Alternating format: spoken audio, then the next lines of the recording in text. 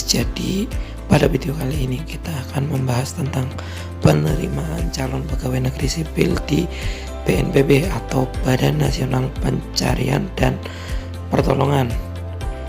Di sini formasi untuk tahun 2021 ya guys, disimak terus ya.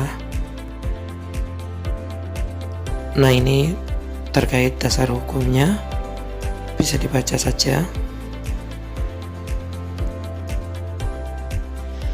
Selanjutnya berikut ini adalah alur penetapan formasi CASN di Kementerian Lembaga ya guys. Dasarnya yaitu peraturan tentang manajemen PNS dan manajemen P3K. Oke, ini mulai dari Maret usulan, kemudian meminta pendapat Menkyu, kemudian Menkyu menyampaikan pendapat, lanjut ke pertimbangan teknis dari Kepala BKN, dan yang terakhir adalah penetapan oleh Mempan formasi CPNS yang diajukan oleh Kementerian Lembaga ya guys. Nah, ini yang ditunggu-tunggu nih guys. Jadi jumlah formasi tahun 2021 dari BNPB ya, atau BNPB, yaitu yang pertama untuk SLTA, ini termasuk terbanyak ya. Formasinya yaitu rescuer pelaksana pemula, totalnya ada 189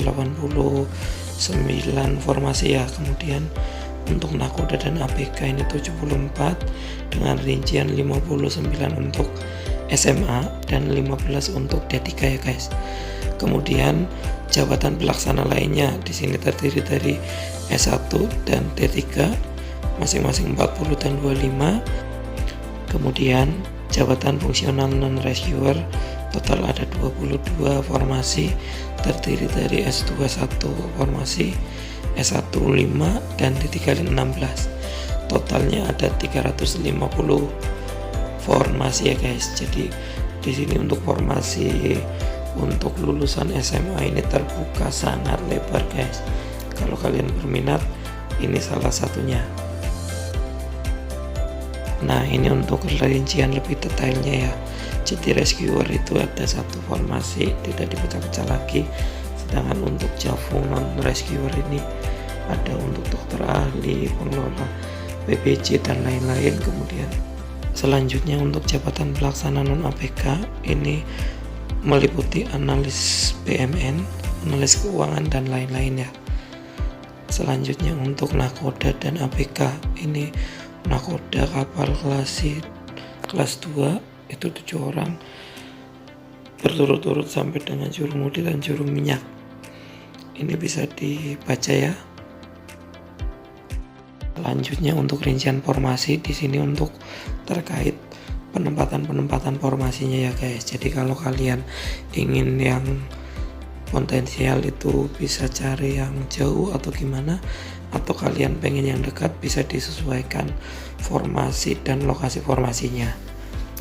Oke, bisa dilihat saja. Jadi untuk yang tulisannya pemula itu dia itu untuk lowongan yang SMA ya guys. Selanjutnya untuk lokasi pelaksana tes, di sini kalian bisa memilih sesuai domisilinya ya, mulai dari Aceh, Medan, Pekanbaru, Batam, Yogyakarta, Semarang, kemudian PKN Pusat Jakarta, kemudian Makassar, Manado, Mamuju, Balikpapan, dan Palangkaraya. Di sini biasanya untuk lokasi tes SKD ya guys. Ini lokasinya di Kanwil atau UPT-nya PKN. Lalu ini yang tak kalah penting yaitu persyaratan umum. Di sini ada 8 persyaratan dan plus 9 ya. Di sini yang 9 ini sendiri bersedia ditempatkan di seluruh wilayah Indonesia. Ini penting ya guys.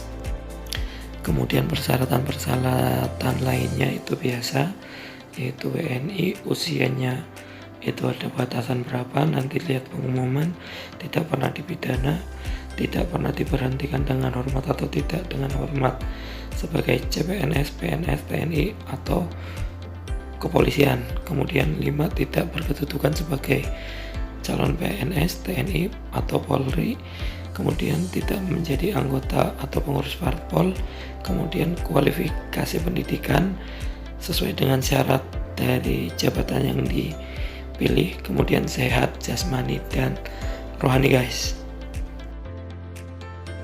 Nah, ini yang tak kalah penting, di sini ada persyaratan khusus ya. Jadi kalau kalian mengambil formasi-formasi ini, pastikan kalian memenuhi kriteria dari persyaratan khusus ini guys. Mulai dari rescuer misalnya usianya maksimal 25 tahun, tinggi badan minimal untuk laki-laki 165, kemudian perempuan 160, kemudian tidak bertato dan bertindik, memenuhi persyaratan fisik dan kesehatan dasar, mampu berenang, tidak fobia ketinggian, tidak buta warna, tidak memiliki kelainan jantung, belum pernah menikah. Jadi perlu digarisbawahi ya guys, jadi belum menikah. Kemudian untuk nakoda ini usia maksimal 35 tahun dan ABK ya, tinggi badan minimal 160, wanita 155, tidak bertato atau bertindik, memenuhi persyaratan fisik dan kesehatan dasar, mampu berenang, tidak fobia ketinggian, tidak buta warna. Kemudian yang gabung non rescuer dan jabatan pelaksana non nakoda dan ABK, usia maksimalnya 35 ya, tidak bertato dan tidak bertindik, memenuhi persyaratan fisik dan kesehatan dasar. Di sini persyaratannya tidak seribet yang di awal ya guys. Oke, kita lanjut. Di sini adalah untuk pembobotan untuk SKP. Di sini SKP untuk rescuer itu SKP yang CET ini 50%. Kemudian kesehatan dasar 10, fobia ketinggian dan seterusnya. Kemudian untuk CF dan jabatan pelaksana non nakoda atau rescuer bisa dibaca juga untuk pembobotannya. Kemudian yang lainnya bisa dibaca juga, dia semakin lebih sedikit untuk poin-poin tesnya. Nah, di sini poin-poin dari tes kesehatan dasar rescuer, nakoda dan APK itu meliputi tekanan darah, terus pengukuran indeks massa tubuh, pemeriksaan postur tubuh, pemeriksaan EKG, pemeriksaan fisik, dan pemeriksaan buta warna. Untuk yang EKG hanya khusus rescuer saja ya guys. Kemudian ini untuk pengukuran tekanan darah, bisa dibaca saja.